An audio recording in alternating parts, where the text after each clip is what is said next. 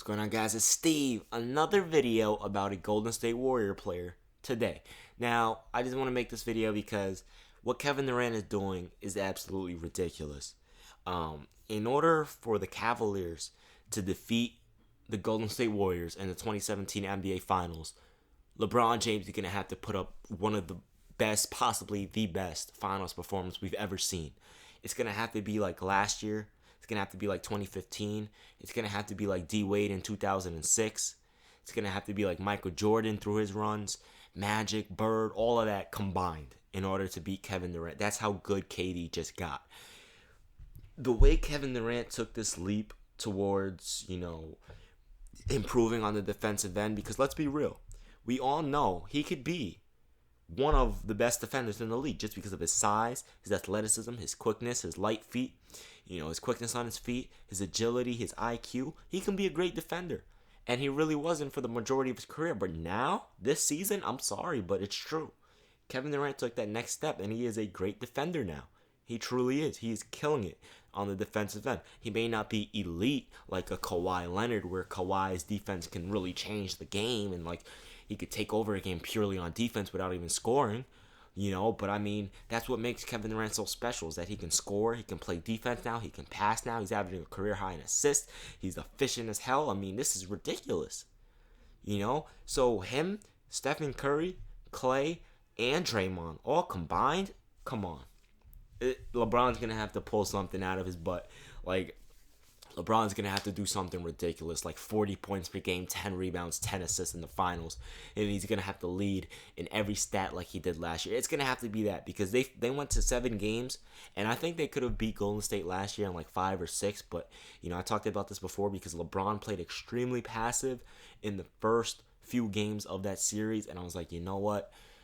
The way LeBron is playing passive like this, he truly doesn't care that people are saying Stephen Curry is better than him. Because, let's be real, I knew, and a lot of you guys knew, that, come on, LeBron is still better than Stephen Curry at that point in the series, where I think Golden State was up 2-1 at that point. And I'm like, you know what?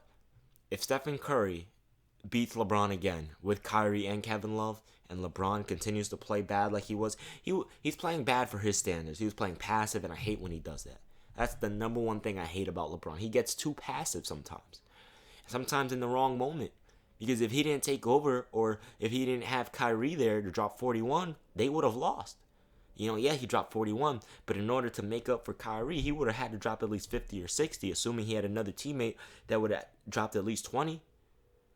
So there's a whole bunch of things that go into this. So if you look at it from that perspective, they could have beat the Golden State Warriors in 5 or 6 games last season. They could have. But, in order to beat this Golden State team with Kevin Durant there, oh my goodness. Oh my, LeBron's gonna have to pull a D Wade in 06, or, something ridiculous, and Kevin Love's gonna have to go crazy. Kyrie's gonna have to go crazy. You know what I'm really excited to see, though?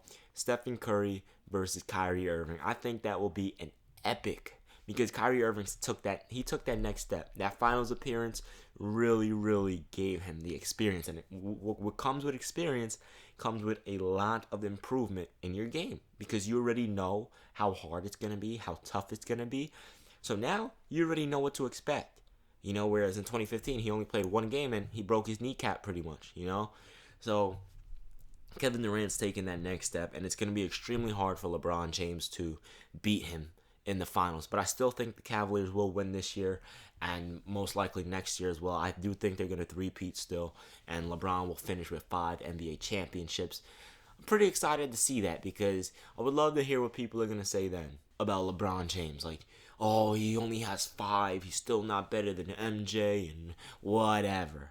Come on, But, watching Kevin Durant for games and games on, and even when I can't watch a whole game, because most of the time they're really late, because he's in the West Coast and I'm in the East Coast, so we're 3 hours ahead of them, and I'm at the gym all day and pretty much playing ball all day, and when I come home I'm tired as hell, right? So I can't watch every single game, but when I do, it's ridiculous. And even I watch all his highlights, Curry, I watch everyone's highlights, Kupo, everyone, right? But when I see Kevin Durant, I'm just like, wow, no one's talking about it either, because we're so used to him being at such an elite level. But his eliteness took a huge step forward. It's no longer just Okay, he's the second best because he's the best scorer, possibly the best scorer ever. But he's the second best in the world because no one can stop him. We understand that. He's 6'9". Not 6'9". Let's be real. He's like 6'11", 7 foot. I think he actually just came out and admitted his real height. But he's like 7 foot, like a 7'5", 7'4", 6'3", 2'1", whatever wingspan. Unguardable, right? Pull up from 30, post game. He could do everything. And then you add that with killer defense that he has now. Not, I wouldn't say killer, but improved defense to where it's like, okay, LeBron, it's going to be really hard for you to score on me now.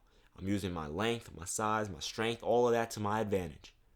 This dude is 7 foot and he moves like a point guard. It's ridiculous, right? His passing ability has improved, his playmaking ability, and don't even get me started on how much minutes he's going to play in the finals. This dude's probably going to average around 40 plus minutes per game in the finals. Probably 42. The reason why I say that is because during the regular season and the playoffs, pretty much just the first round, and then second round and third round, it's going to get a little harder. He's going to play a little more minutes. But in the regular season, he's not even playing that many minutes now.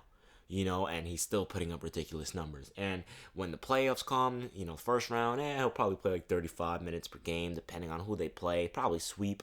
Then they'll play Memphis or Los Angeles or San Antonio in the second round, and then they're going to have to go on to play Los Angeles, Memphis, or San Antonio in the conference finals, and then LeBron. So I predict in the playoffs he's going to average around 36 minutes per game. Then the finals are going to come, and he's going to have to put up like 42 minutes per game. But I think LeBron can pull it off. If anyone can do it, it's LeBron, because LeBron has the toughest finals he's ever going to have ahead of him. And yes, the 2016 finals was possibly the best finals in NBA history. However, I think 2017 will be even better, because it's not just LeBron, going up against Andre Iguodala and Kyrie versus Curry, or Clay guarding Kyrie, actually, let's be real, and JR guarding Curry. Let's be real on both sides. Let's not be hypocritical.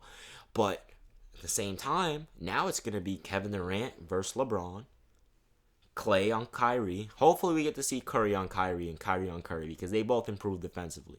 I still think Kyrie is a ball stopper and he needs to improve in playmaking. However, with LeBron on your team, LeBron makes up for your mistakes. So anyway, guys, I'm out of here. I think LeBron can pull it off. Let me know what you guys think about this in the comment section below. Who do you think is going to win the 2017 NBA Finals? LeBron James and the Cleveland Cavaliers, or Kevin Durant and the Golden State Warriors? I'm out. Peace.